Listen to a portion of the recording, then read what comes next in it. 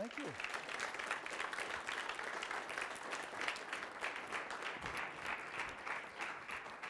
Thank you. Thank you, Morgan. Thank you, Cameron. In fact, Morgan is head of the YAF chapter. I want to give you a copy of my book, New Deal or Raw Deal. And one of the greatest things that happened to that book was in 2009 when Thomas Sowell, the economist, said it was his book of the year. So I'll give you that, and thank you for heading the YAF chapter. I was involved with the YAF when I was a student, and it's very good because so many campuses you don't get conservative or libertarian viewpoints. You get typically a statist view, and Northwood's different, but in so many campuses it's absolutely essential to have Young Americans for Freedom on campus. And I'm glad we have a chapter here at Northwood. And I'm delighted to be here at Northwood to be talking about entrepreneurs. And I wanted to start today with thinking about our economy, thinking about entrepreneurs. And you have President Trump's great slogan, right? What's his slogan? Make America Great Again. Well, you know, I'm a historian. And when you hear a slogan that gets repeated a lot, the obvious question, Make America Great Again, is when was America first great, right? See, I mean, look at it, and an economist would appreciate this too. Because if you can locate when America was first great, and then you do why was America great, right? In other words, what happened that made America great, then obviously something happened that we lost at least some of that greatness. And then if we figure out how to restore that greatness, what we need to do is maybe imitate what we did in the first place that made America great. So that was a question, and the odd thing was so few people asked it, right? And yet it seems like if we're going to get at the issue of how to restore greatness in America, that we ought to look, when was America first great? And looking at this, my first impulse, and I've asked people, well, when was America first great? And some people say, well, I mean, George Washington, we were great right from the, we got the Constitution in place, and that had many positive features that were unique among the nations. And then George Washington came in and launched us, and we were great. And there is some merit, I think, in looking at that. The Constitution is an essential feature with its limited government to achieving greatness. But I always there was a lack of, I just wasn't comfortable with that for a couple of reasons as being a good answer. When was America first great? Number one, we had slavery. And I'm not sure you can say, boy, we were great and we had slavery. That just doesn't work. And the other thing is, you will appreciate, because I know so many people here are interested in economics at Northwood, is that we had a lot of state intervention. I don't know what else to say. Some by the federal government and some by individual states. Remember, like the Erie Canal was a state-built canal. We had, in the book I wrote, Empire Builders, which is on Michigan entrepreneurs, we had a federally operated fur company that was a disaster. We had subsidies to steamships. We had subsidies that started the telegraph, and then it was quickly sold to private enterprise because the government ran it unprofitably for 1 year. And then 8 years later, under private enterprise, it had 22,000 miles of wire. And it was all over the country. And so, these government programs, and the railroads, I'll talk about that in a minute, all of that suggests, hey, that's not greatness. We have unfortunate government intervention, but we have slavery. And so you don't say, hey, we're great. Our government interventions weren't as disastrous as other countries. It doesn't sound right. It doesn't have a good ring to it. So you think, okay, slavery, what about after the Civil War, we're going to get rid of slavery? Aha, that's something. And you think Abraham Lincoln did it, and I want to give Lincoln credit. Because on the issue of natural rights, the equality of one person to another in the sense, equality in the sense of equality of opportunity, and the importance of that, and the individual worth of all humanity, that he really made some excellent, he had some good ideas and then defended them well, and we did achieve the elimination of slavery. And so that's good. But Lincoln also had this interventionist economics too. The Transcontinental Railroads, right? Union Pacific and Central Pacific, both getting federal subsidies to go across the country. We're not going to go across the country with private enterprise. We're going to go east to west with federal subsidies. Here's what Abraham Lincoln said. And I guess I have a question or comment. What could go wrong with this approach? Here is what Lincoln said to the president of the Union Pacific Railroad. Because we're paid by the mile to go across the country, paid by the mile. And here's what he said. If the subsidies provided are not enough to build the Union Pacific, ask double and you shall have it. If the subsidies provided are not enough for the Union Pacific, ask double and you shall have it. What could go wrong? Can anybody help me? What might go wrong with that? See, then we gas double and then we get a doubly good railroad. Think? Can we help? What's the problem? Yes, sir. The railroad Might be twice as long as it needs to be? Oh, that's perceptive. That's perceptive. In fact, that's worth thinking about.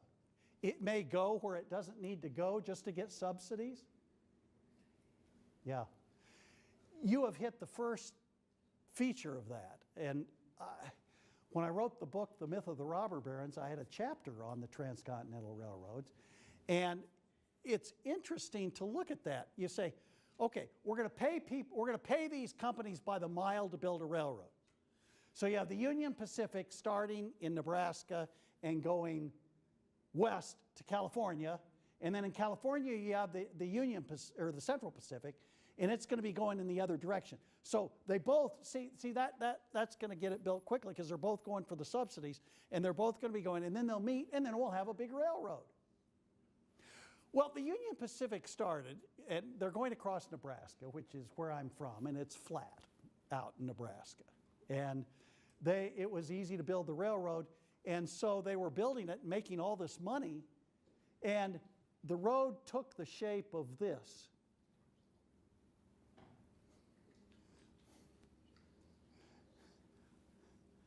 Yeah, like maybe they're building it twice as long. Because, I mean, the subsidies were coming in. They were going to run out of Nebraska after a while. But if they could go like this, they could just keep making money at the taxpayers. Just kept spending that. And then when they finally got the two railroads, in fact, I was I gave a speech one time when I was because I taught at Hillsdale College for so long. And I had one guy who was at the speech just got up and said, I spent my whole life working for the Union Pacific Railroad. I thought, well, this will be interesting. He said, and we're still trying to straighten that road out.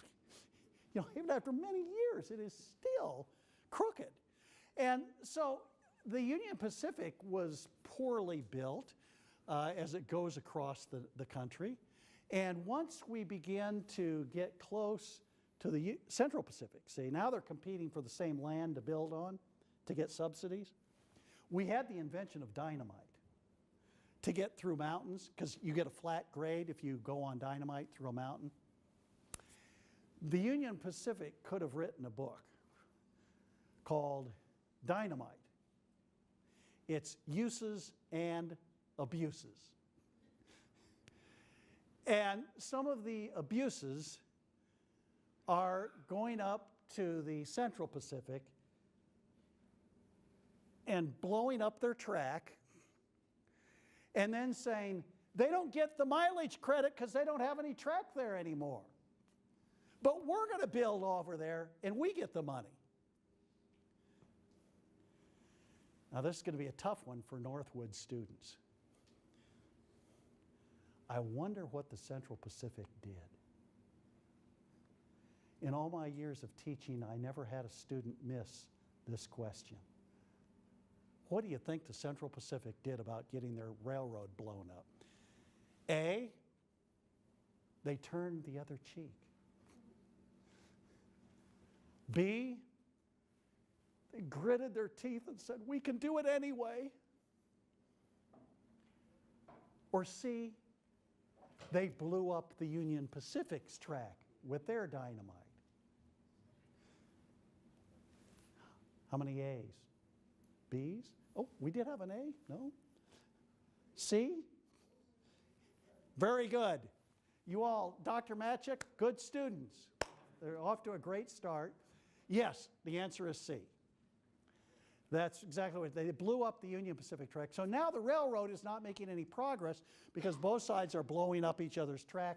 And so Congress has to get involved and said, nobody gets any money for any subsidy for any railroad built if you're blowing up. No more dynamite or else nobody gets any more subsidies. So they had to quit the dynamite.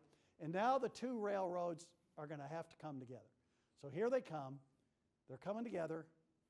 They're going to meet.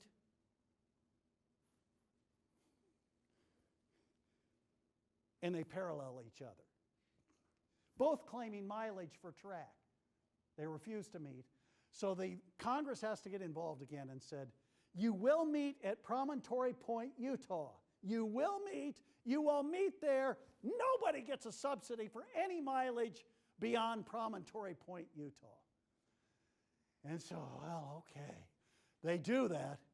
And then they pound in a golden spike, which is almost stolen, but it was recovered.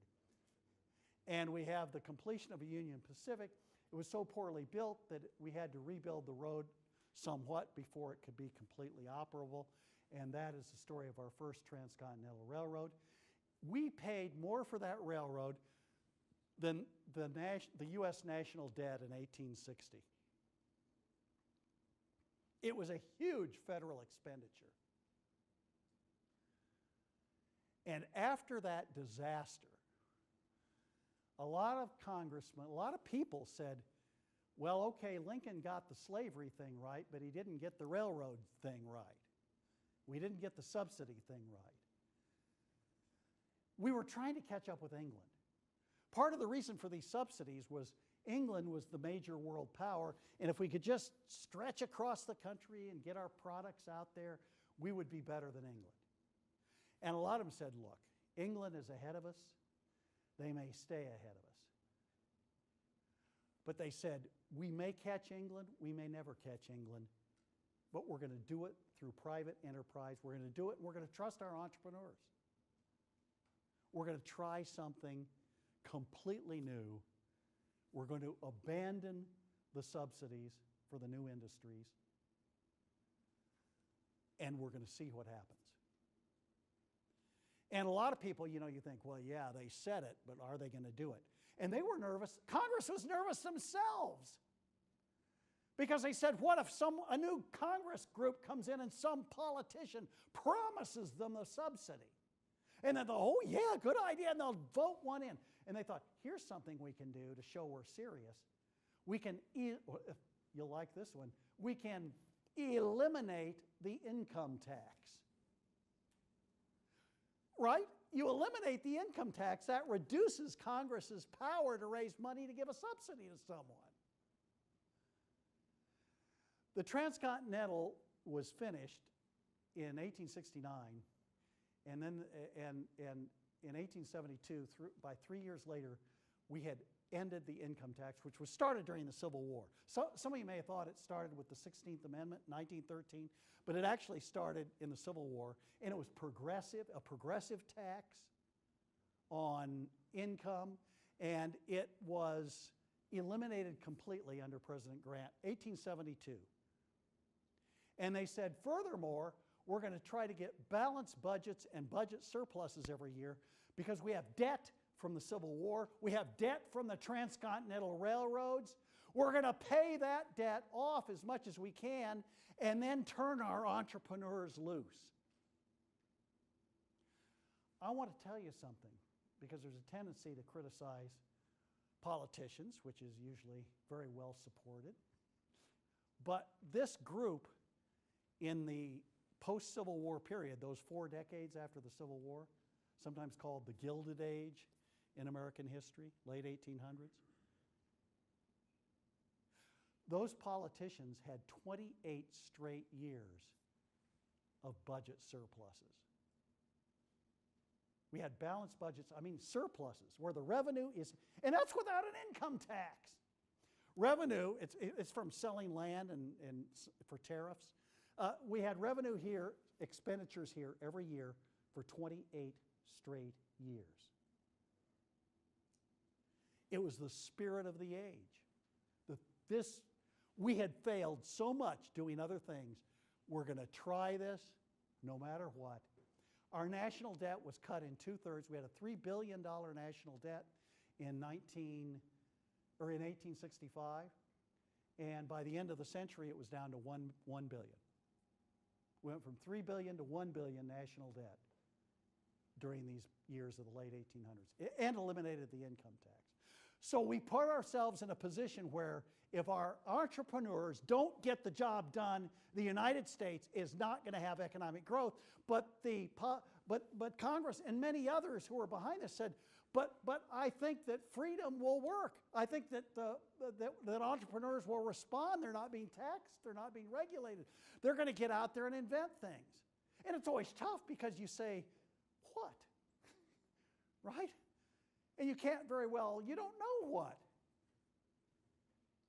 Well, it starts out with the Transcontinentals.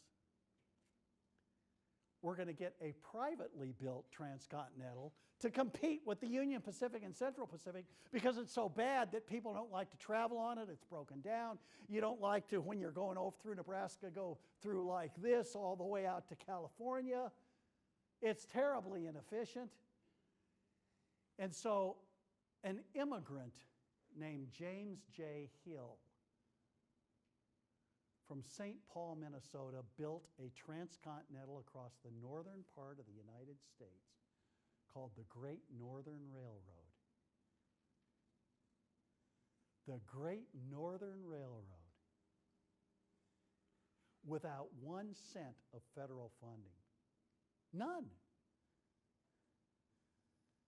And what he'd do is he'd build out to Montana, and then he'd try to develop the copper industry there in Montana. He would develop farming in the Dakotas. He got out to Washington and he developed the timber industry. And so he was out there developing industries out west. And the upshot was he had such a successful railroad that when the hard times hit in the 1890s, we had the Panic of 1893, the Union Pacific and Central Pacific went broke. And James J. Hill was profitable. He had the best built railroad in the country. Also, he said, and by the way, when I'm building my railroad, I don't build it across the Dakotas like this, but it's straight across a tremendously efficient railroad. That starts it going. And then you get other people coming in. Now we have a private transcontinental that's outperforming all the others. The lesson is not lost on people. We have, listen, these inventions during the 1870s and 80s and 90s. We have the typewriter by Christopher Sholes, a businessman from Pennsylvania. He invents the typewriter. He develops the QWERTY system. QWERTY is sometimes called, that we still use, the keyboard. Typewriter. We have the invention of the telephone. The telephone. Right. And the Alexander Graham Bell, of course, inventing that. And Rutherford Hayes, the first president to use the telephone. And there's a picture of Hayes, and the first one with a smile on his face. Maybe he was smiling because it was not a telemarketer calling him, I don't know. telephone is invented. You have,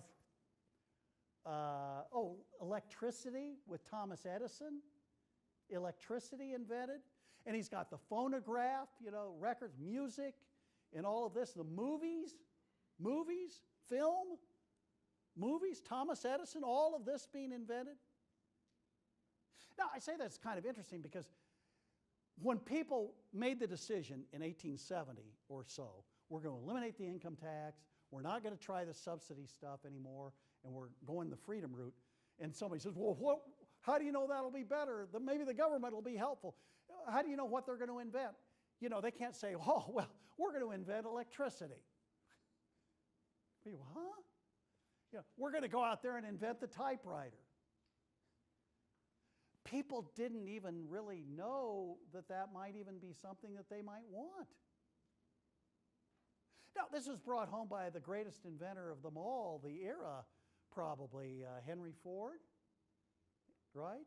I had to get him in at Northwood, the cars and all of that.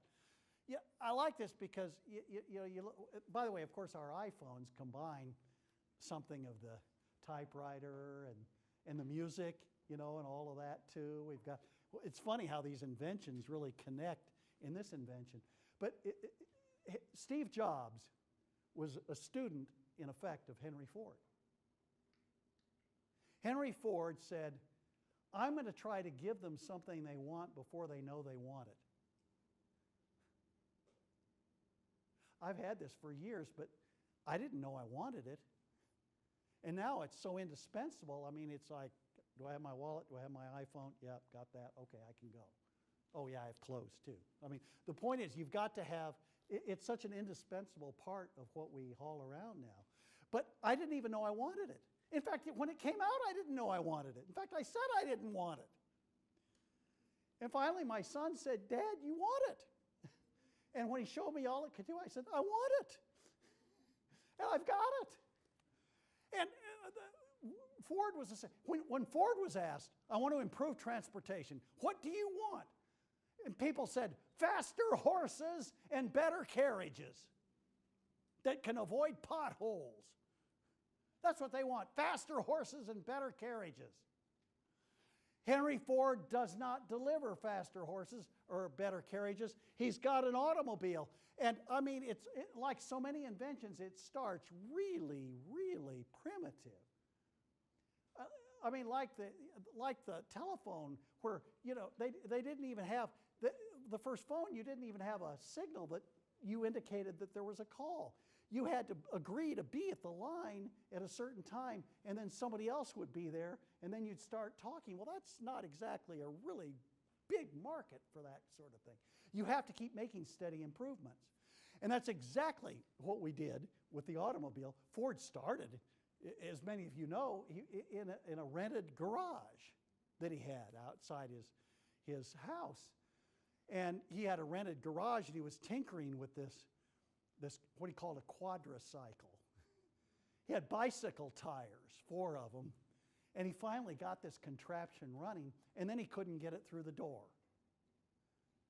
So he took an axe and started whacking the door open so he could get the quadricycle through the door. This is in 1896. And so he had one of these busy neighbors, a busybody that was out there looking out there always, that strange man who is doing something in that shed out there. And look at him with this axe. And he called up the landlord. He's doing it now. He's gone crazy. You need to get over here. The landlord came running over, and when he saw what Ford had there in the garage, he helped him with the axe. I mean, it was like, let's get this thing out of here and see. And he's the guy who held the lantern while Ford drove through the streets of Detroit with his quadricycle. Not much of a market for it in 1896, but with steady improvements, huge market. Huge market. Ford becomes, after John D. Rockefeller, the second billionaire in U.S. history. And he anticipated Steve Jobs and others, so innovative, giving people something they couldn't imagine. We turned our entrepreneurs loose, and they vaulted the United States into incredible superior position. I would be remiss if I left out the airplane. right? That's pretty big too. All of this part of the same generation.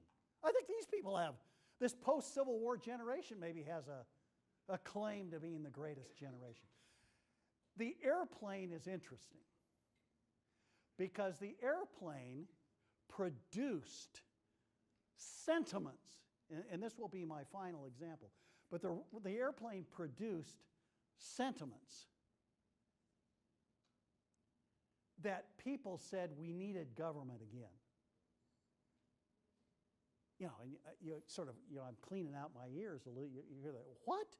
After all this success without it? Yes. Yeah. And think of the logic behind it. The airplane was something that, unlike the automobile, it was much more imagined.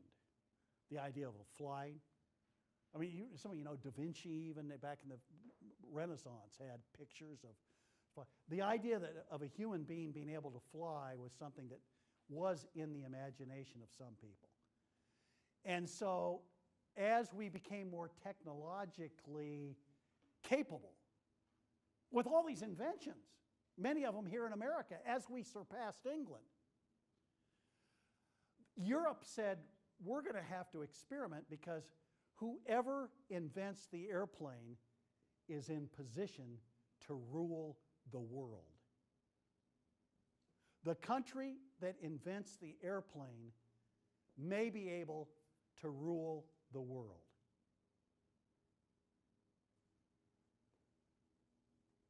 Okay. England, Germany, and France in particular all did extensive research on the airplane and subsidized people in their countries to experiment with an airplane. Here is what many people in the United States were saying, including getting into politics here, politicians. They said this: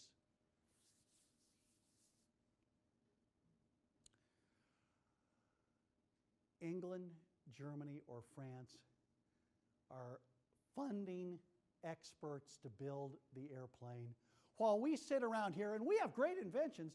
We have a typewriter. Well, good. We have a telephone. We can call and tell everybody, hey, the Germans invented the airplane and they're on their way to bomb us. While we're busy supporting free markets and just letting entrepreneurs run willy-nilly around the country, they're focusing it on something that can make a difference in the history of the world. And they say, I don't doubt that some American, as good as we've been in the last generation, it could probably maybe invent the airplane. But it may be too late. Because by then the Germans or the French or the English may have that airplane, and they're going to be, that'll be nice as they're driving over Manhattan, flying over Manhattan with the airplane, dropping bombs. If we're saying, well, we're tinkering and we're inventing Coca-Cola, which was another invention, by the way, at the time, while they're inventing an airplane, and then they dominate the world militarily. That is exactly what we were facing. And they said, this is one time we need to stop this free enterprise stuff and fund the best person or people we can find, get that airplane and beat them. It's essential for national defense. The subsidy people had gained an argument. And so what I'm telling you is, after a generation of very limited government, except for a tariff here and there, we're not subsidizing it. Any of those industries that I've mentioned do not get federal subsidies. We have a dramatic call, yes, we will have a government subsidy to invent the airplane. And so then we think, do we have somebody who's in position to do the inventing? We did. A man by the name of Samuel Langley. Samuel Langley, head of the Smithsonian Institution in the United States, considered by many to be America's most prominent scientist. He had inventions, but the important thing are not just his inventions, but his development in aerodynamics. he had written what was considered the textbook in aerodynamics, a book called Experiments in Aerodynamics. And it was the Europeans were reading his book, among other things, in their own research to invent the airplane. Langley had taken a model airplane, I mean a small one. He got an engine on it, and he's at the Smithsonian in Washington, D.C. He flew the plane over the Potomac River. This was such a phenomenal event. Alexander Graham Bell, who invented the telephone, said, "This guy is wonderful. We've got to go. Langley's the greatest inventor of the generation. He's the guy we need to go with." The question, of course, is can Langley, he did it with a miniature airplane, can he do it with a big one, with a passenger? And so that was the question, and Langley was invited to come. And I've got to say, Langley traveled, he always had a retinue, you know, a group of people following him, just always, you know, "Oh, Mr. Langley, what can we do for you?" Just very obsequious, fawning over him, carrying his suitcase, his briefcase rather, carrying his pen and pad, all of these things, so that Langley would come in and then get his equipment and begin writing something. Langley came in and he had honorary doctorates, honorary degrees from Oxford, Cambridge, Harvard, and Yale. And he came in, and the committee just said, "Mr. Langley, we're thinking about, we want to give somebody a subsidy because we got to beat these other countries inventing the airplane.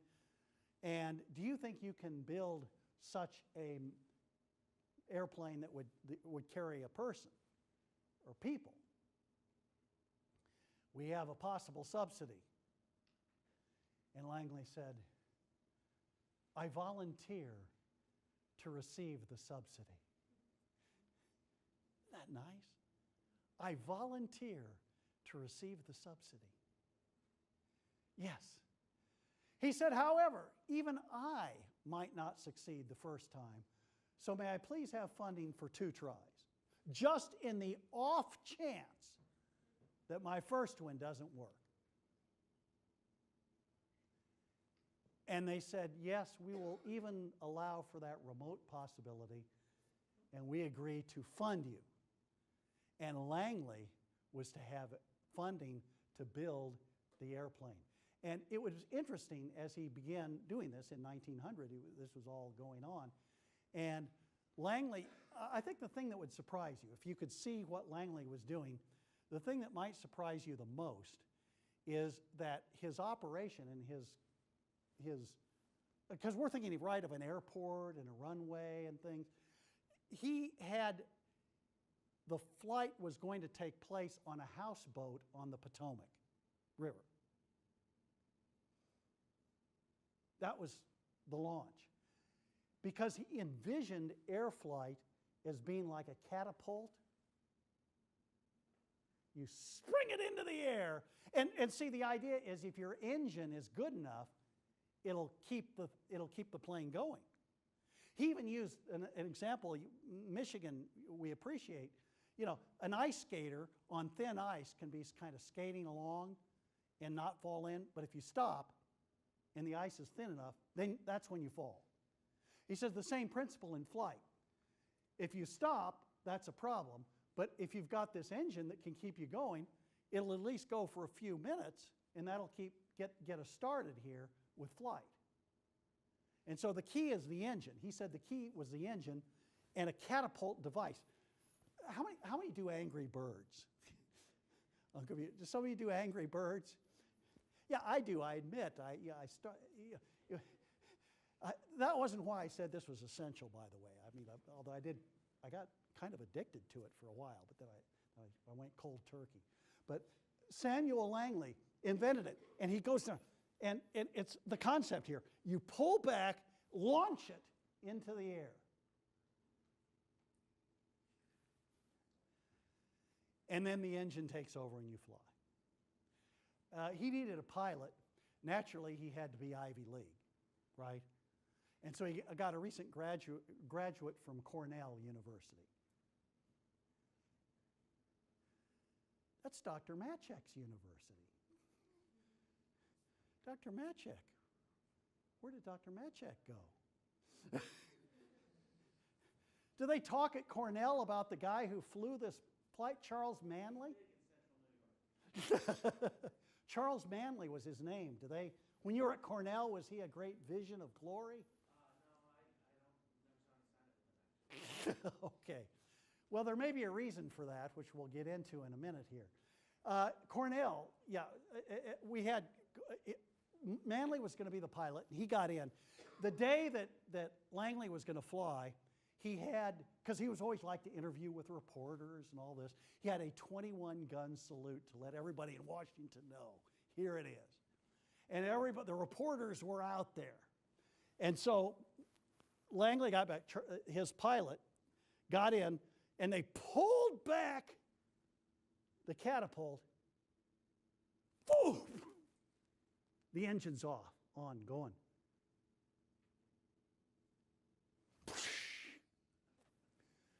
Right into the ground. Or not, I should say the Potomac, not the ground. It's into the water. Actually, it was fortunate, I guess, that he was on the water, because you land on the water rather than the ground. Because the pilot, the Cornell guy, everybody was, at first everybody was just, that was a flop. And then it's, where'd the pilot go, and they dug around, and this guy, they pulled him up. He survived it. And they pulled him out, and because I've written on this in a book I wrote called Uncle Sam Can't Count, I've got a chapter on this subject. And I was researching, and I thought, well, who should I quote to explain this flight? And I thought the Washington Post right there is kind of the newspaper of record. So I went to the Washington Post, and what they said, let me look it up here. They had 13 words that they used to describe this first venture into space. And I want to quote them exactly for you. I don't want to miss a word. Here's what they said about the flight. Any stout boy of 15 could have skimmed an oyster shell much farther. Any stout boy of 15 could have skimmed an oyster shell much farther. And they were making the point, there was no flight. I mean, it wasn't like this, and then, for a while, and then collapse. They wanted to make it, listen, this was this, and then that, immediately, zero. Langley said, not to worry, even Edison failed on first experiments occasionally. Number two, we're going to get the minor kinks worked out of this, and we're going to go right into space. The second flight came December 8th, 1903. This time, the catapult was there. By the way, the Cornell guy was back for the second one, too. And he's back, and they get him in there, and they've got this airplane, and they lean back. This time they didn't have a 21-gun salute, by the way. But they've got him back.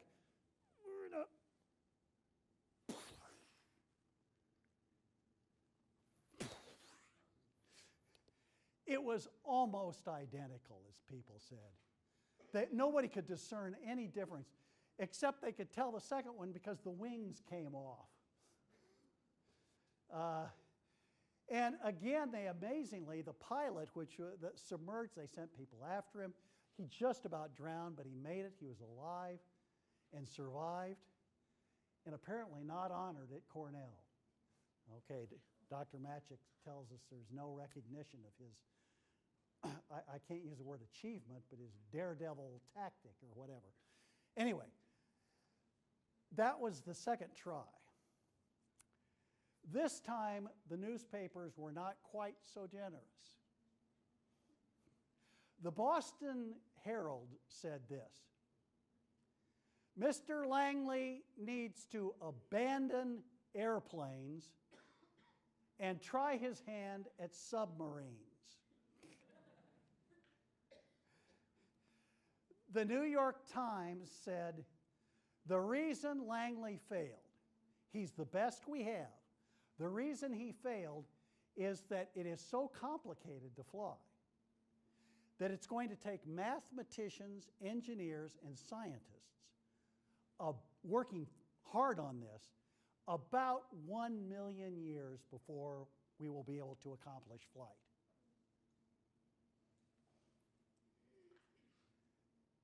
Their estimate was in error. It was in error by 999,999 years and 356 days.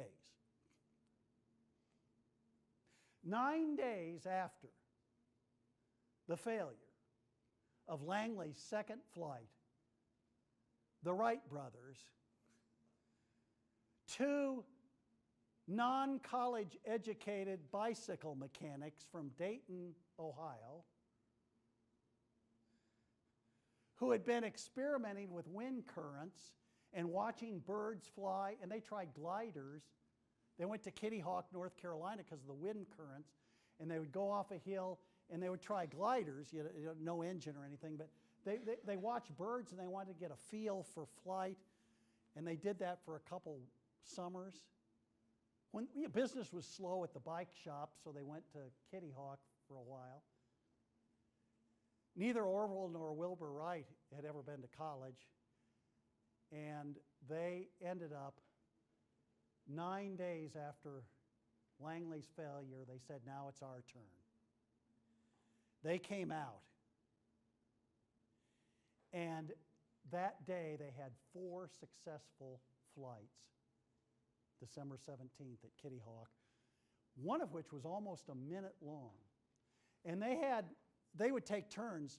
They would have one person on the plane, and they would gauge the wings by having their hands, their arms on the wings, and they had their feet controlling a rudder device too. And they made the point, they said, what we didn't like about Langley was, how are you going to turn corners? How are you going to stop it? You've got to have some way to make it commercially possible. They just didn't agree with the engine theory and the launch, the catapult theory. And so they liked the runway theory and were working with a one-man pilot on their small little plane. They wanted to make it commercially possible. They said, this is the era of the entrepreneurs. We want to be entrepreneurs too. We want to produce a product that adds value to humanity. And we have not discovered a great need for 1-minute flights yet. Right? That would get me back right to the conference center where I'm staying tonight, a 1-minute flight. So that was not going to work. So they said, we've got to get hours. And so they spent the next 3 years increasing their efficiency, trying new styles, and they got to where they could do almost 2 to 3 hours. And they thought, now we're prepared to use it not only commercially, but to sell to the government for national defense. They offered their Wright Flyer to the U.S. government for $25,000, much less than the subsidies that were paid to Langley. And so they said, you can buy it, and we know how to work it, we'll help you run it and all that for $25,000. But I've got to say this, the government was desperate to purchase something, but other offers came in. The French approached the U.S. government and they said, we have something even better. Forget about these, quote, airplanes. They're newfangled and they're high-tech and they're not going to work. We have something else, a balloon. Hydrogen was, we think of a helium balloon today. This was hydrogen balloon. You get up in the air and then you've got bombs and you go over on the balloon and then you drop them and then you go back. That's the wave of the future. That's the tech of the future, balloons.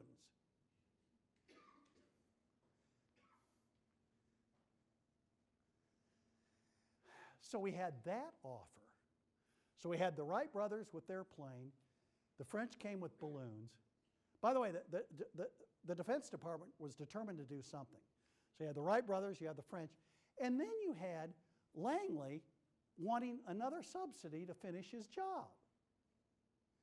So you had Langley, a subsidy to give to Langley an idea so that he would be able to do The third time, he says, we got it we'll get it worked out this time.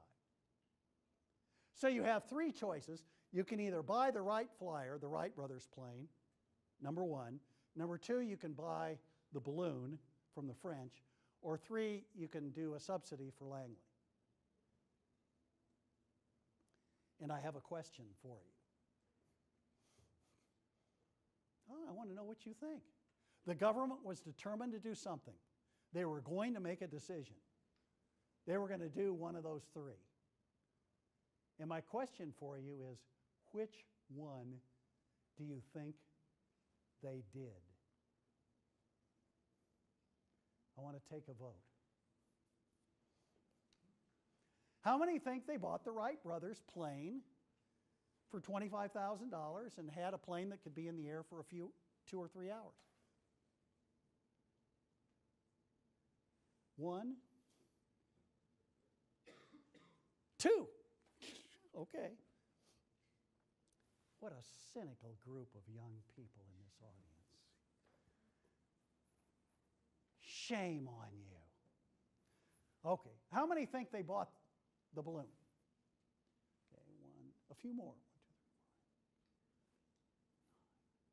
2, 3, 4, 5, 10, 11. Okay. How many think they gave this money to Langley? Oh my goodness. Overwhelming number. By a huge margin, the majority clearly thinks they gave the money to Langley. And in this case, the majority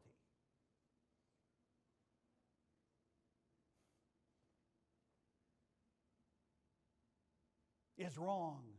Shame on you. I love it.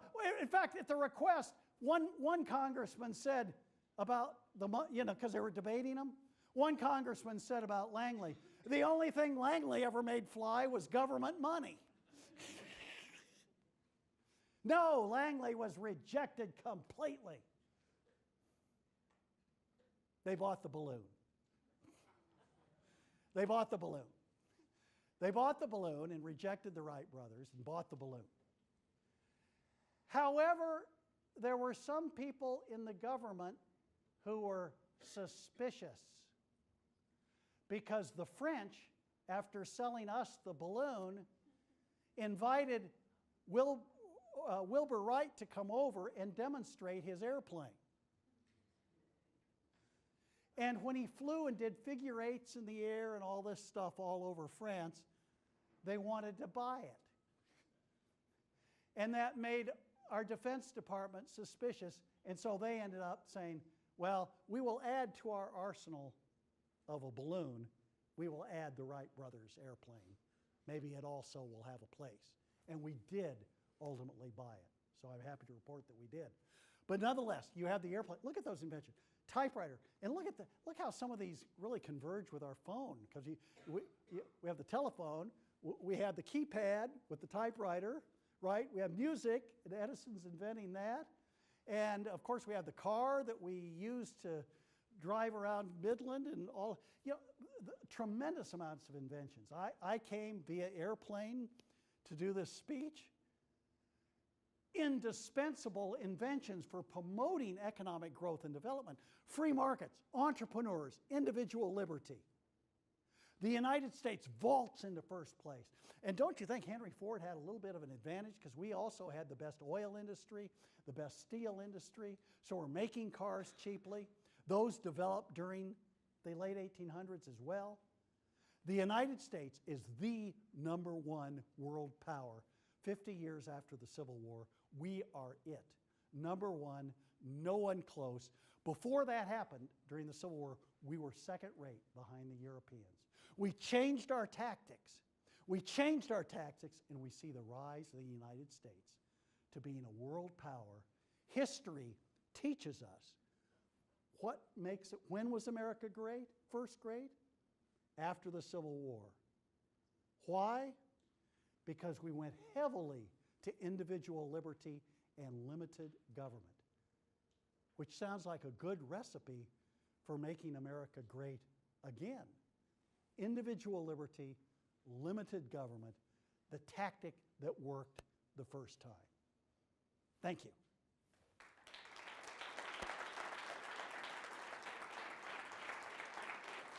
Good. Well, I think we have